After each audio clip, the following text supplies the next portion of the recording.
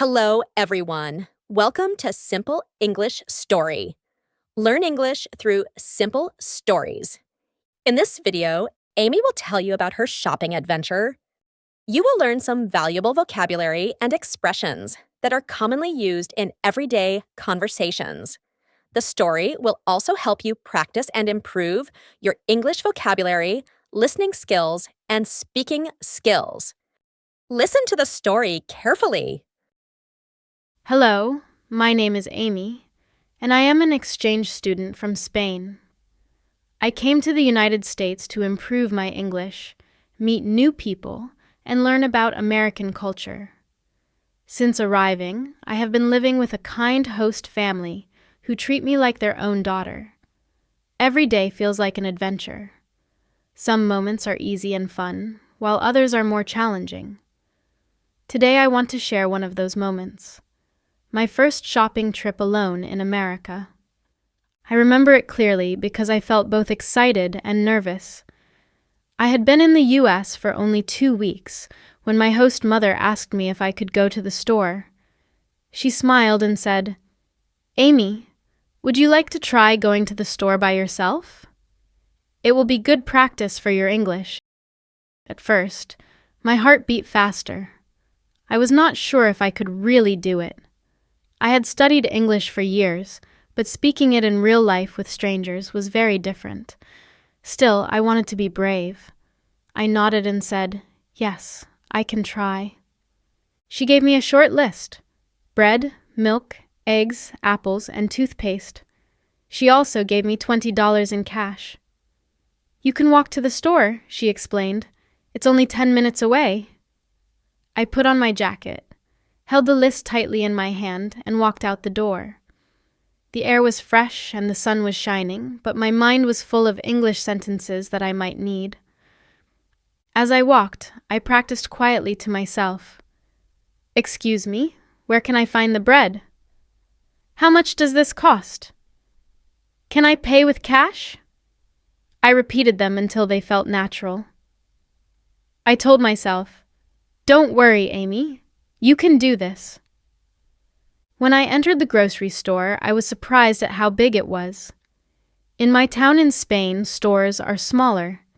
Here, there were long aisles full of many products. I stood near the entrance for a moment, trying not to look lost. A worker noticed me and said, "Hello, can I help you?" I smiled and used one of my sentences. "Yes, please. Where can I find the bread?" He pointed and answered kindly, "Aisle number 4 on your left." I thanked him and walked to the aisle.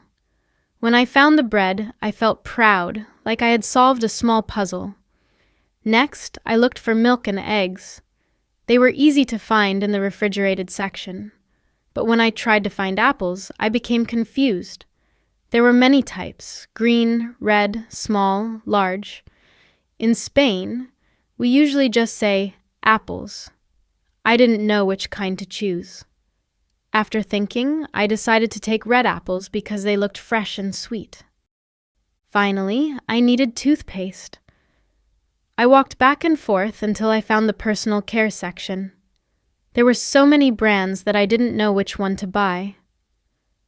I stood there for a while, and then a woman noticed me and asked, "Do you need help?" I felt shy, but I answered, "Yes, I am looking for normal toothpaste, not special." She laughed gently and handed me a blue box. "This one is fine. It's simple and not expensive." I thanked her with a big smile. With everything in my basket, I went to the checkout. This was the part I was most nervous about. When it was my turn, I placed all the items on the counter. The cashier greeted me. "Hi, how are you today?" I quickly replied, "I'm fine, thank you." She scanned the items and then asked me something I didn't understand. My face grew hot. I remembered what my teacher once said. It's okay to ask people to repeat. So I smiled and said, "I'm sorry. Could you repeat that, please?" She spoke more slowly. "Do you need a bag?" Now I understood. "Yes, please," I answered.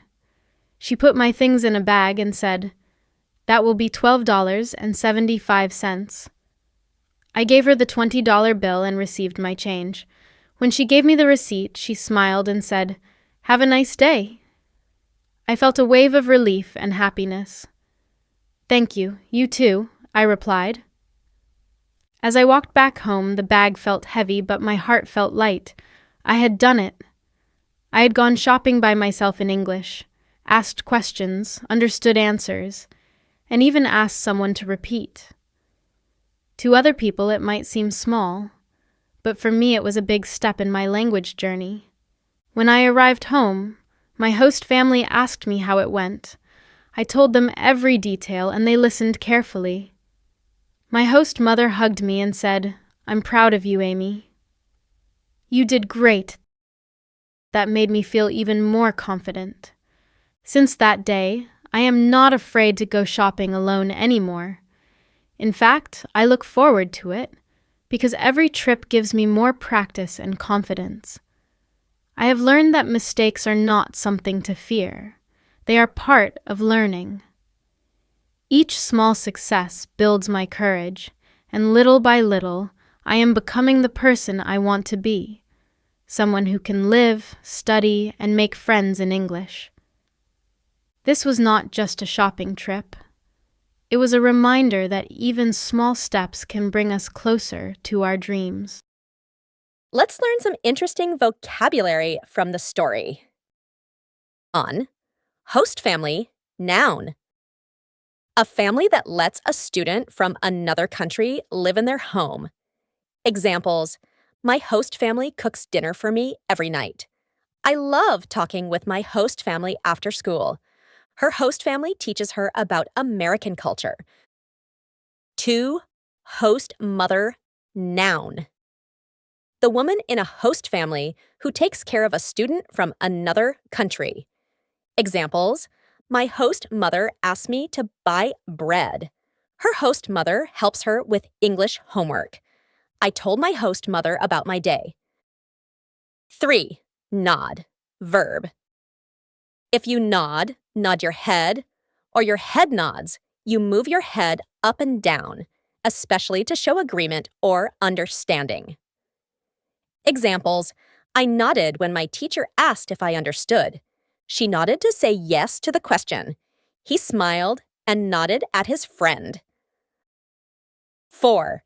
Refrigerated, adjective. Kept cold in a fridge. Examples: the milk is in the refrigerated section of the store. We keep meat in a refrigerated box. She bought eggs from the refrigerated shelves. 5. Back and forth, adverbial phrase. Going in one direction and then in the opposite direction, and repeating this several times. Examples: the child ran back and forth in the park. I walked back and forth looking for toothpaste. He moved his chair back and forth. 6. Wave, noun. A sudden increase in a particular activity or feeling. Examples: a wave of excitement filled the room when the singer arrived. She felt a wave of sadness when she said goodbye. The news brought a wave of hope to the people.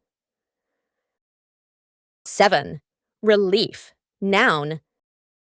The feeling of happiness when something unpleasant stops or does not happen. Examples: she felt relief after the exam was over. He gave a sigh of relief when he found his keys. It was a relief to hear good news. 8.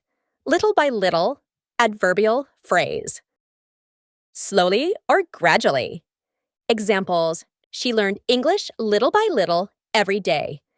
The baby walked little by little until he was strong. Little by little, I felt more confident in the store. Our video is over. If the story was valuable to you and you have learned something, don't forget to like the video, subscribe to our channel, hit the bell, and turn on notifications to receive our new valuable stories every week, and write your thoughts in the comments below. Thank you so much for listening and watching. We'll see you again in the next video.